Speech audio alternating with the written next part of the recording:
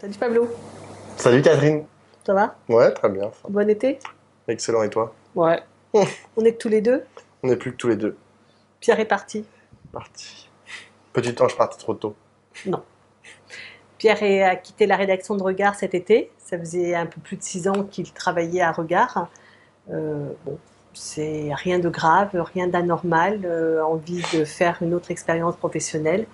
Donc, du coup, il est parti au mois de juillet, après le dernier débrief.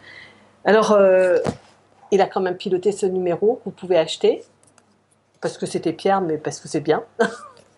La gauche d'après. Et donc, pour l'instant, on va faire le débrief à deux. On verra si ça tient la route, s'il faut remettre une troisième personne pour euh, Animer le débat et nous, cadrer le débat. et nous contenir, parce qu'on est trop bavards tous les deux. Bon, allez, on va essayer quand même de se débrouiller tous les deux Ouais, dans un premier temps. on va Allez, se on y lancer. va. Ouais. Ciao. Donc, notre première question, la première question qu'on voulait se poser, c'était comment est-ce que on perçoit, voilà, il s'est passé un été où il s'est passé pas mal de choses, il y a eu pas mal de sujets, à la fois politiques, écologiques et sociaux, et on voulait se poser la question de savoir comment l'un et l'autre, on percevait un peu la situation de cette rentrée. On nous a beaucoup parlé avant l'été d'une rentrée sociale très mouvementé, d'ailleurs on continue de le dire, hein. Moi j'étais encore hier sur BFM TV et on me disait oui, là l'automne va être chaud parce qu'il y a des réformes, il y a des machins, les Français sont en colère, etc. Donc voilà, la première question c'est est-ce qu'on partage ce point de vue sur l'état d'esprit des Français et des Françaises. Ouais, c'est difficile de le dire quand même. On est là les tout premiers jours de septembre. La rentrée des classes vient juste de se faire. Moi, ce que je crois, c'est que dans la maladresse des propos de Macron, il y avait quelque chose qui était en effet comme une espèce de moment un peu de tournant,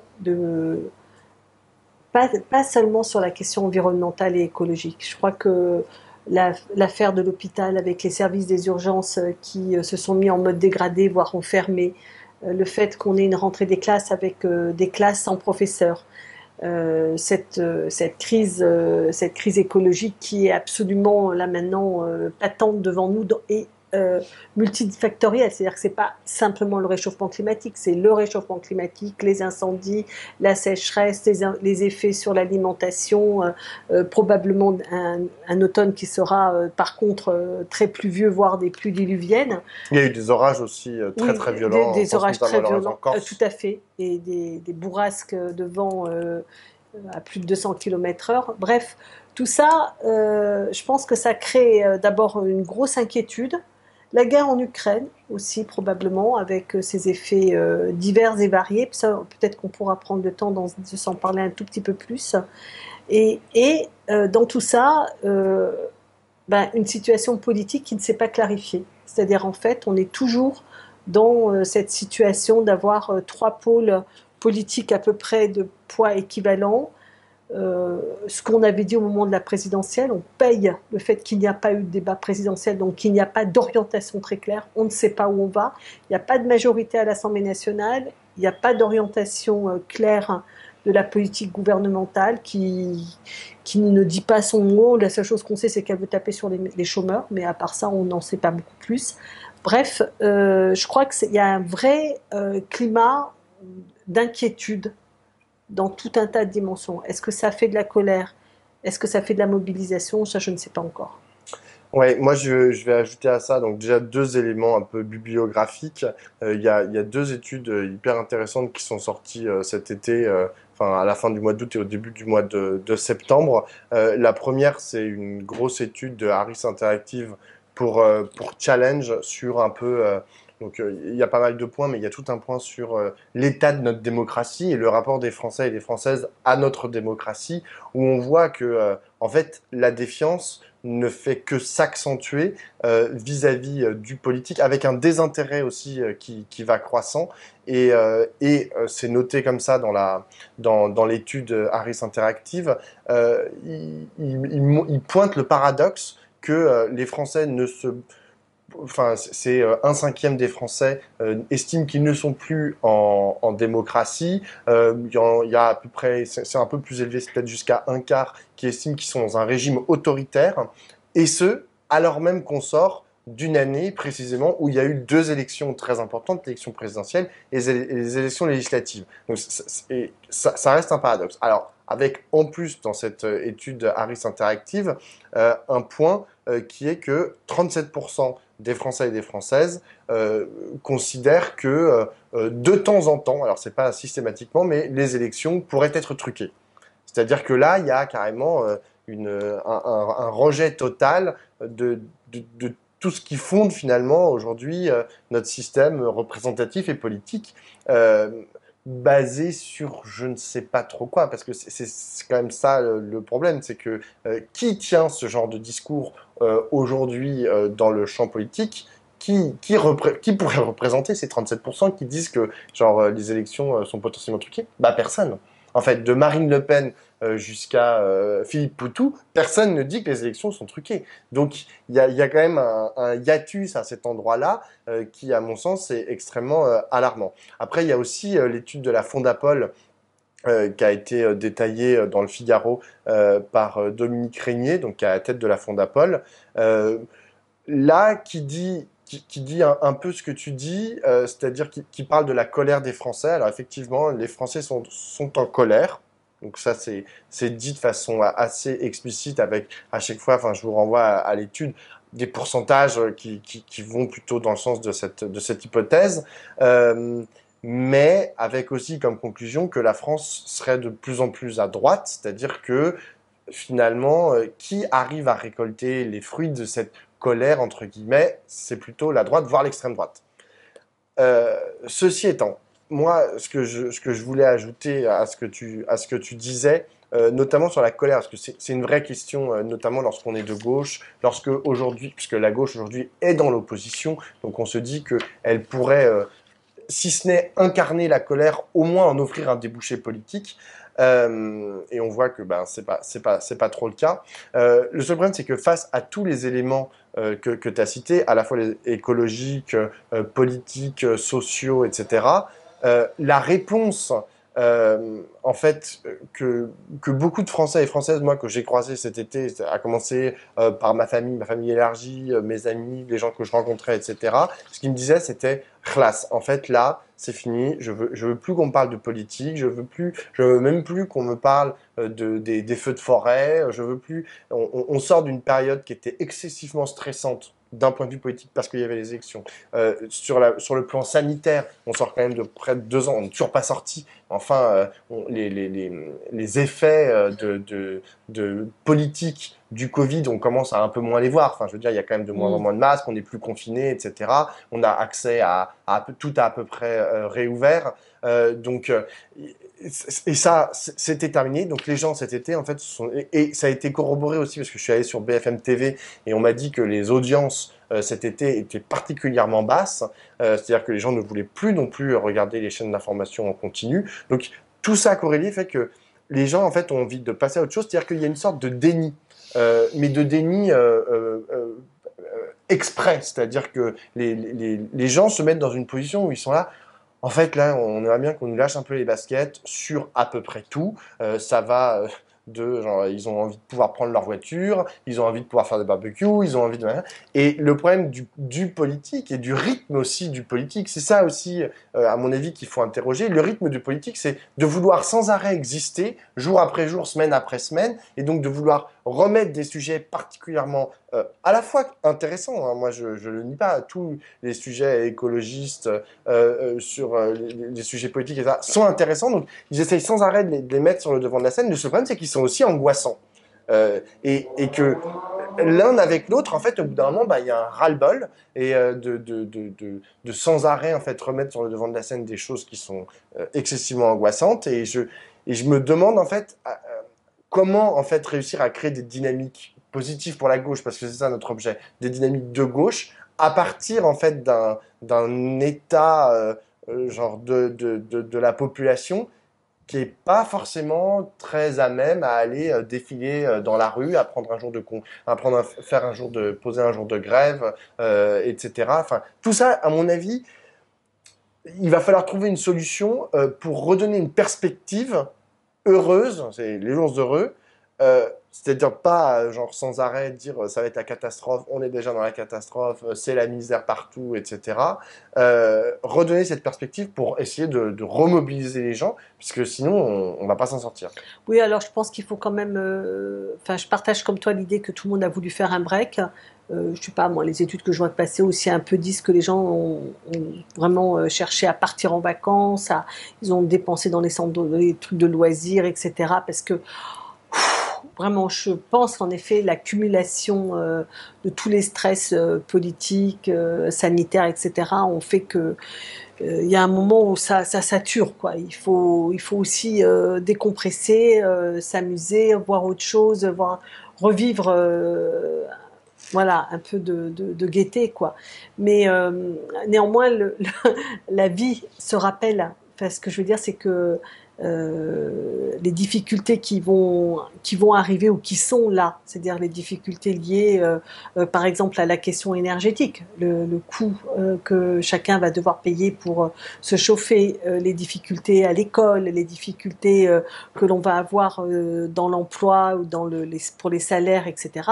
Tout ça fait que la vie va obliger à revenir au réel et donc bon, je pense que ça va pas durer cet état que je ressens comme toi de lévitation ou de refus de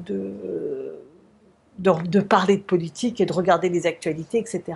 Alors ça, maintenant, la deuxième question, c'est en effet comment on va faire. Et dans les études aussi qui sont sorties cet été, il y en a une qui était assez intéressante qui montrait, et celle de la Fondapol également, de Dominique Régnier, qui est donc une fondation classée libérale à droite, montre quand même qu'il y a, du point de vue de la gauche, une vraie cohérence et homogénéité des points de vue sur les sujets. Et enfin, je veux dire, c'est vraiment un électorat qui se distingue des autres sur beaucoup de questions, sur la question alors pour la Fondapol, c'était la question de l'immigration, de la sécurité, est-ce que c'est les chômeurs qui veulent pas travailler, etc. Sur les super profits, enfin, il y a quand même quelque chose qui cimente la gauche. Et de ce point de vue, on peut dire qu'on a un retour de la gauche qui est lié au fait qu'il y a eu la création de la NUPES et cet accord stratégique entre les différentes forces de gauche qui aussi oblige chacun à mettre un peu la pédale douce sur les divergences au lieu de rajouter de la tension politique là où c'était pas nécessaire et d'exacerber les divergences pour se distinguer. Là, il y a quand même, j'ai l'impression que on peut voir converger davantage la gauche. Alors, c'est pas encore complètement la réponse, mais c'est au moins un début de la réponse. Et le fait qu'il y ait la perspective au mois d'octobre d'avoir cette marche qui réunisse à la fois les organisations politiques, syndicales, associatives, pas toutes, certainement, mais quand même, le fait qu'on ait levé la crise et l'hypertension à gauche, je pense que c'est de nature à permettre à tout le monde de converger et de retrouver de l'espoir. C'est-à-dire que d'allier, comme dirait Gramsci, le pessimisme de l'analyse à l'optimisme de l'action, et c'est de ça dont un, on a besoin, mais deux, qui me paraît quand même possible avec cette nouvelle situation politique, en tout cas en France. Ouais, je suis complètement d'accord et pour prolonger ce que tu viens de dire, c'est vrai que la gauche est redevenue en fait un item, voire un totem en fait, qui peut être convoqué, qui est convoqué dans les esprits en fait, qui existe à nouveau. Avant la NUPES, c'était compliqué en fait de se dire de gauche en fait, d'utiliser en fait ce vocabulaire-là dans la mesure où en fait enfin, il représentait bien sûr une réalité historique, indéniable, etc. Mais dans le présent, les dynamiques en fait, les dynamiques étaient très séparées. Tu avais la dynamique écolo, tu avais la dynamique insoumise, tu avais les dynamiques syndicales, et tout ça, je dis pas, ils étaient totalement différents, etc. Ils allaient bien sûr en parallèle, et parfois ils se croisaient fort heureusement. Mais aujourd'hui, en fait, on ne s'embarrasse plus dans notre raisonnement, je pense même dans nos raisonnements intérieurs, de dire ah oui mais là est-ce que ça c'est plus écolo que machin, et on voit que tout le monde essaye de travailler à une réponse globale. Et ça, c'est fort heureux. Ça vient de commencer, parce que mine de rien, c'était juste il y a quelques mois, quelques semaines. Donc, on a amorcé ce travail. Maintenant, il va falloir essayer de le prolonger, déjà que ça tienne, parce que pour l'instant, c'est pas sûr, et que ça soit une réalité aussi, que ce soit une réalité qui existe en dehors de l'Assemblée nationale. Je pense que c'est très important.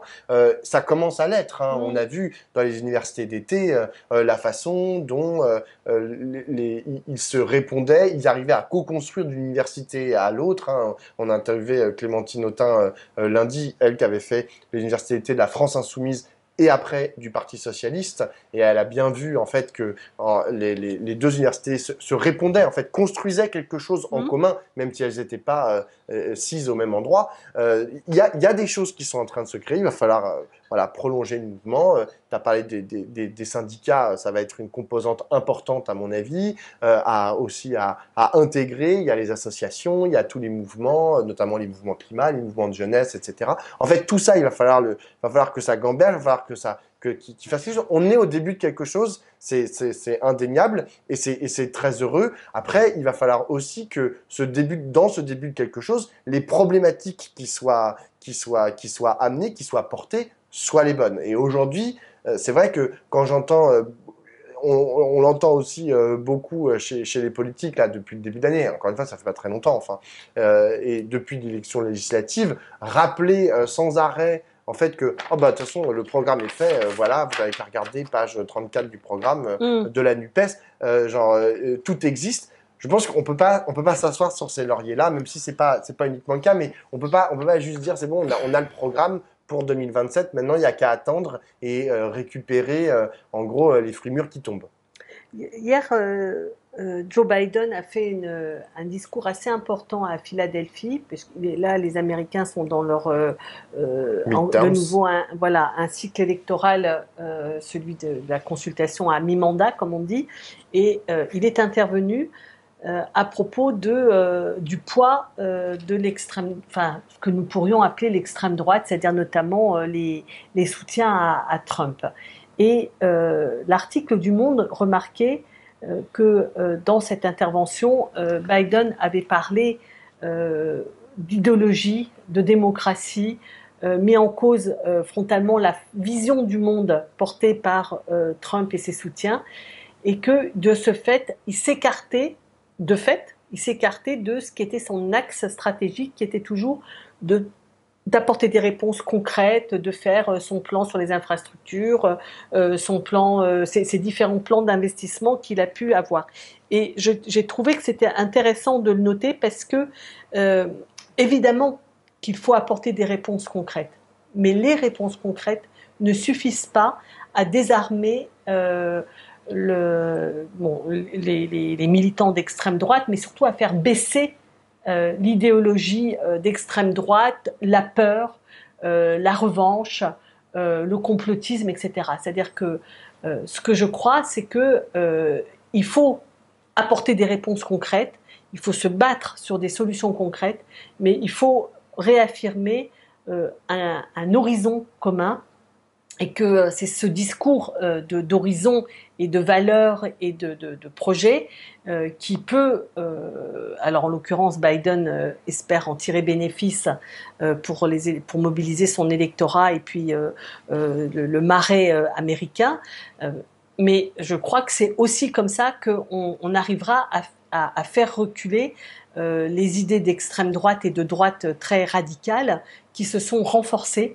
Et donc toujours l'étude dont tu parlais tout à l'heure de la Fondapol montre à quel point ces idées-là ont avancé à la fois dans leurs items et dans leur traduction politique, c'est-à-dire dans la porosité entre la droite et l'extrême droite. Et que c'est un phénomène en plus que l'on peut constater à l'échelle international, avec vraiment des liens entre la droite et l'extrême droite. Et je crois que tout ça, au fond, a la même cause, c'est-à-dire un affaissement de la gauche qui est lié à ce qui s'est passé dans les années 90 avec la conversion de la social-démocratie au social-libéralisme et l'effondrement des régimes d'Europe de l'Est et communistes avec les partis communistes qui se sont affaissés en même temps. C'est-à-dire que les deux grands pôles de la gauche, à partir des années 90, sont rentrés dans une dynamique totalement délétère qui fait que la gauche n'avait plus de substance. Et peut-être n'a-t-elle pas encore complètement retrouvé sa substance. Mais sans substance, on n'arrivera pas à retrouver de l'espoir, du projet et à faire reculer les idées de droite et d'extrême droite. Et je suis très contente qu'on arrête de se chicailler sur des choses marginales pour revenir à des fondamentaux qui sont à la fois les combats communs qu'on doit avoir sur des objets communs qui ont à voir avec les urgences dont on a parlé tout à l'heure, et aussi de la réaffirmation de valeurs et de socles partagés, d'histoire. Ça m'a amusé de voir que le type qui intervient aux amphis juste avant Mélenchon, avant que Mélenchon prenne la parole pour le meeting de fin des amphis, le gars, il termine, alors j'ai pas retenu son nom, hein, pardon, mais il termine par « Vive la NUPES, vive la gauche, vive la France ». Je me suis dit, tiens, vive la gauche aux amphis de la FI, tiens, ça c'est marrant, mais je crois que c'est significatif de quelque chose qui s'est vraiment passé et dont tout le monde mesure que si on reste dans les anciennes divisions internes qui sont incompréhensibles et qui sont absolument pas à la hauteur des enjeux, on désespère et on ne produit aucune dynamique et en tout cas on ne fait pas reculer les idées rances et inquiétantes qui gagnent malgré tout dans le monde. Alors,